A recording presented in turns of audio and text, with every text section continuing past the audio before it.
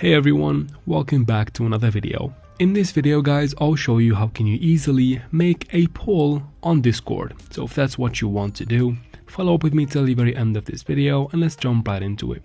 First, of course, we need to make sure that the Discord app is updated for everything to work properly. So head out to your store and make sure that is done. Once you're done from that, go to your Discord app and make sure you are logged in. Then let's pick a chat where we want to create a poll. Now right next to the text box and those icons, you find this plus button right here. That is where you need to tap first. And then you find the polls button, go ahead and tap on it.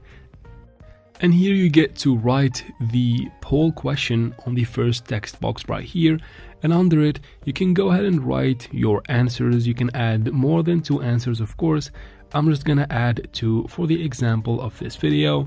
Under that, you can set the duration of the poll and even whether you want to allow multiple answers or not. And finally, you tap on post in the top right corner to add the poll to the chat just like that.